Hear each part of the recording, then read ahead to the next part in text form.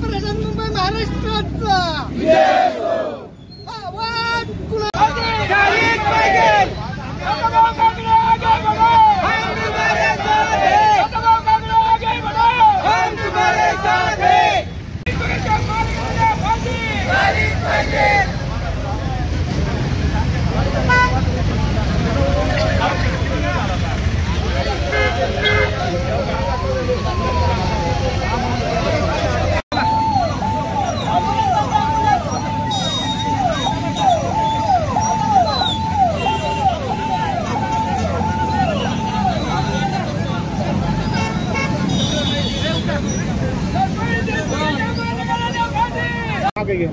बीड जिल्ह्यातील मसाजोगचे सरपंच ज्या ग्रामपंचायतीला 19 पेक्षा अधिक पुरस्कार मिळालेले होते, या संतोष देशमुखांची गाडी घालून नेऊन अत्यंत निभृण अशा प्रकारची हत्या ही झालेली आहे।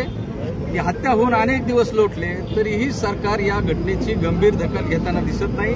त्या आरोपींना राजकीय पाठबळ देण्याचा प्रकार महाराष्ट्रामध्ये सुरू आहे। संतोष देशमुख यांना ज्यावेळेस गाडीत घालून नेलं त्यावेळेस सुद्धा पोलिसांनी चांगली दखल घेतली असती तर फार त्यांचा जीव वाचला असता, परंतु आता 18-20 दिवस होत आले तरीही संतोष देशमुखांच्या मारेकऱ्यांना अटक झाली नाही। यासाठी सरपंच परिषदेच्या वतीने राज्यभर